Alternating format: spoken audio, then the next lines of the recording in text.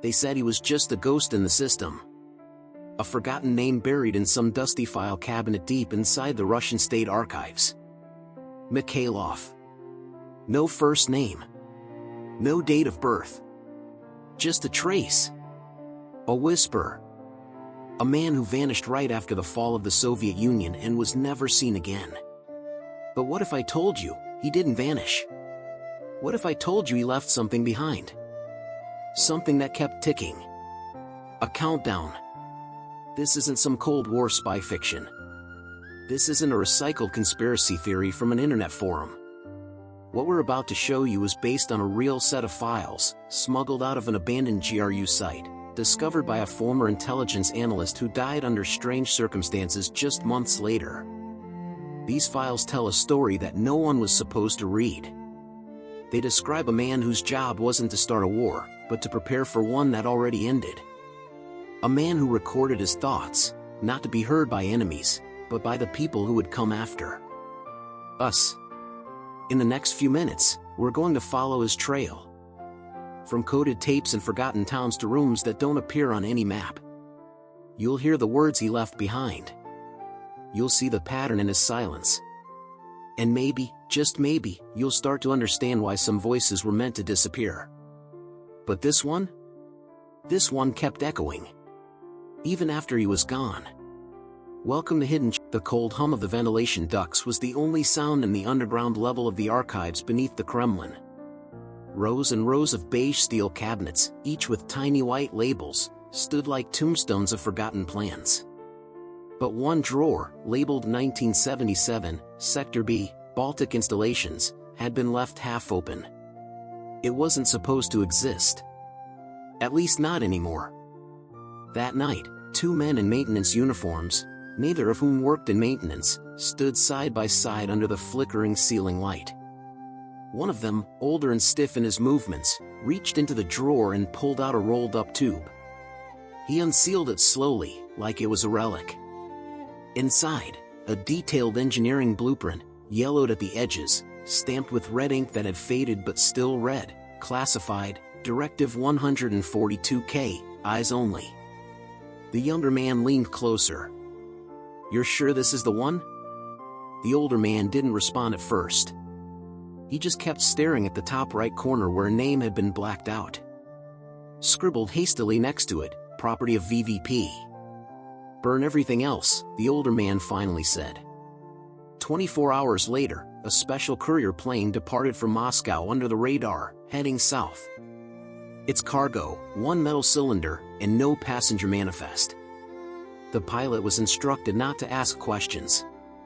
He didn't. In the coastal city of Sochi, hidden behind the grounds of an abandoned Olympic training facility, stood a structure that didn't appear on any official maps. It looked like a storage shed from the outside. But underground, it descended 5 levels deep. The blueprint was hand-delivered to a man whose identity was never confirmed, not even by the pilot. 3 weeks later, President Putin made an unannounced visit to Sochi. The official story said he was inspecting flood defenses. But no photos were released. No press allowed. And the shed? It was gone. In its place, a smooth slab of reinforced concrete. No markings. No door.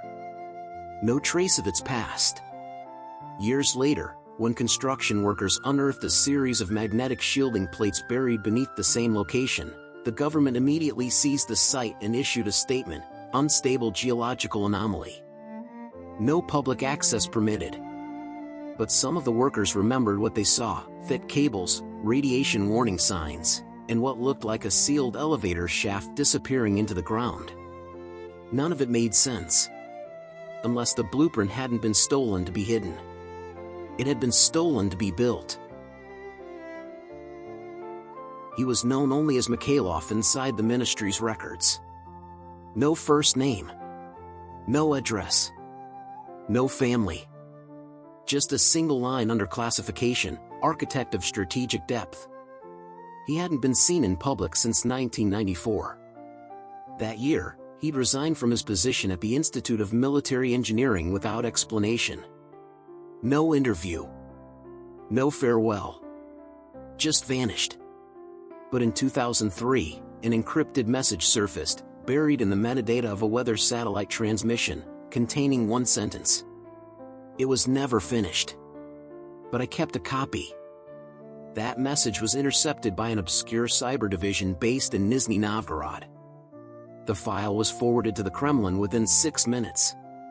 Within 12, 3 unmarked cars pulled into a gated facility where Mikhailov had once worked. His name had been flagged. Inside the archive vaults of that facility, someone, no one knows who, unsealed a cold case file stamped red dust. Inside, a drawing.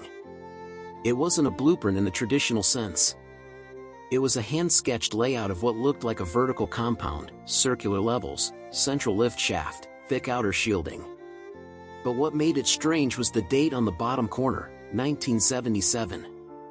The same year as the stolen blueprint. Same layout. Same name, Directive 142K. But there was one difference: the second drawing had a handwritten note scribbled in red. I was told to forget this. But I never did. The hunt for Mikhailov began immediately. Not for arrest. For recruitment. 3 months passed. Then, without warning, a man matching his profile walked into a private clinic in Samara with complaints of chest pain.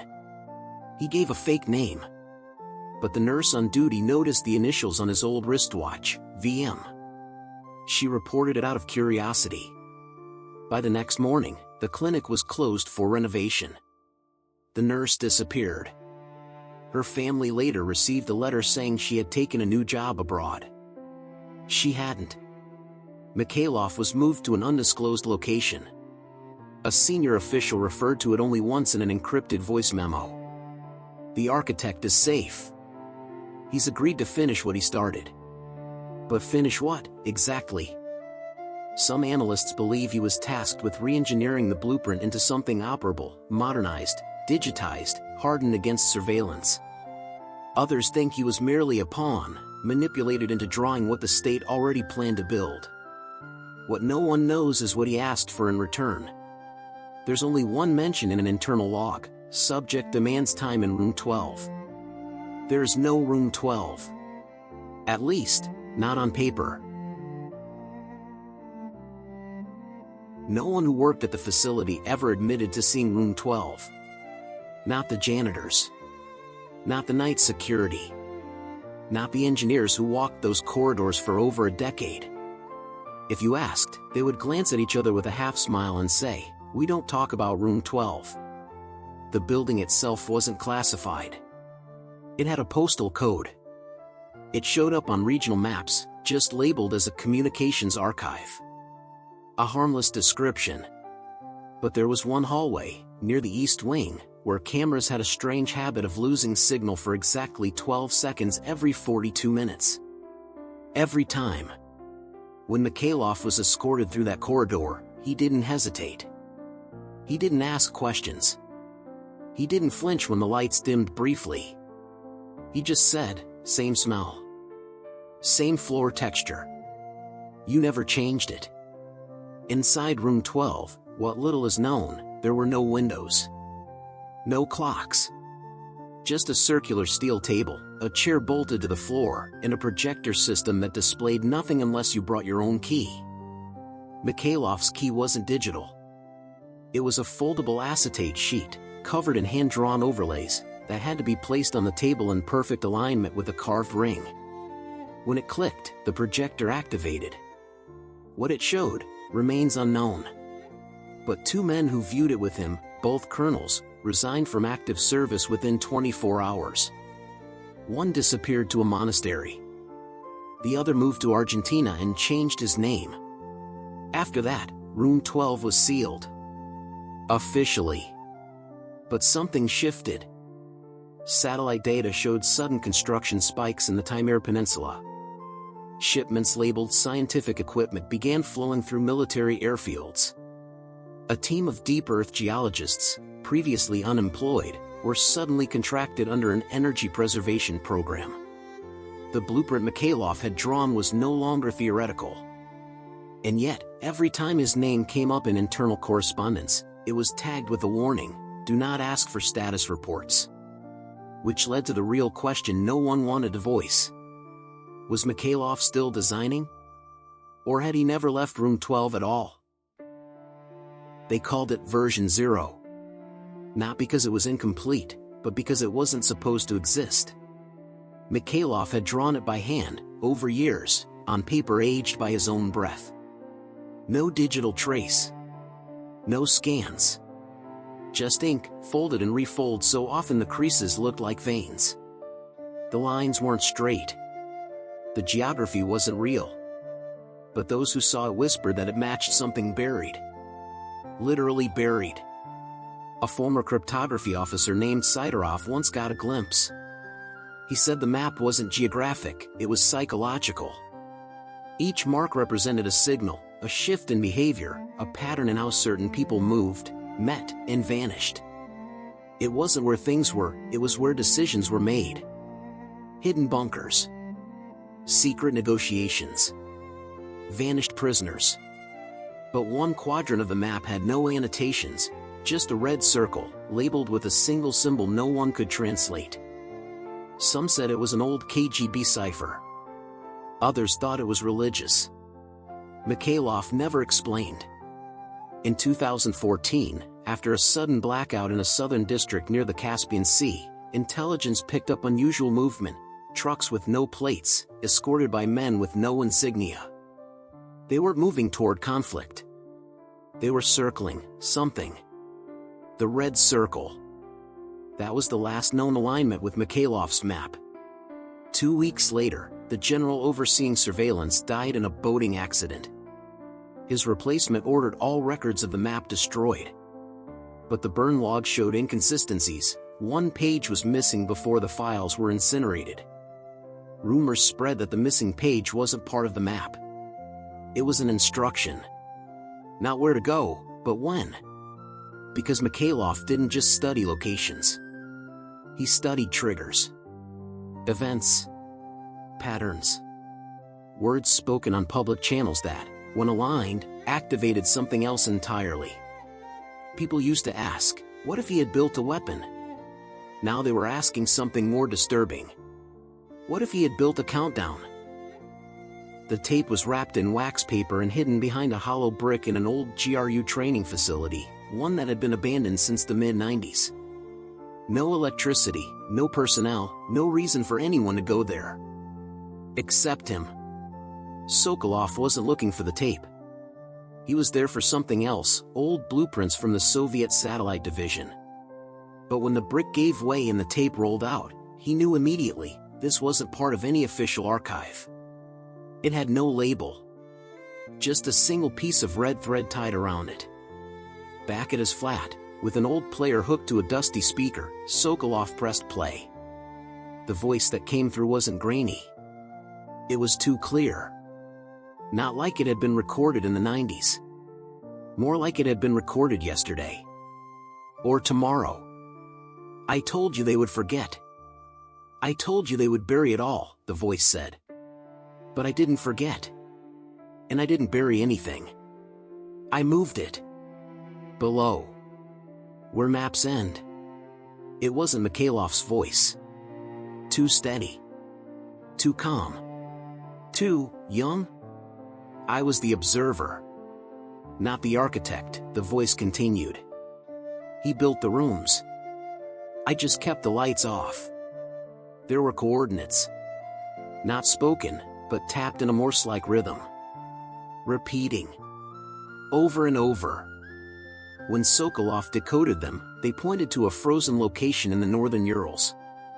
But that area had no buildings. No records. Just a name on one Soviet-era list, Kapaysk Deep Archive. Classified. Forgotten. Until now. The tape ended with a single sentence. If this is playing, the door is already open. Within 24 hours, Sokolov disappeared. His apartment was emptied. The original tape was never recovered. But a copy surfaced in 2022, shared on an encrypted channel traced back to a server in Helsinki. Some say it's a hoax. Others say the countdown Mikhailov had designed was never meant to end in an explosion. It was meant to end in a memory. One last voice, echoing from a place no one was meant to return from. If this story left you thinking, you're not alone. What was Mikhailov really trying to protect or unleash? Was it knowledge? A weapon? Or just the truth that someone wanted erased? Subscribe to Hidden Chapters and help us uncover the stories designed to disappear. We'll be back next week with another secret they hoped you'd never find.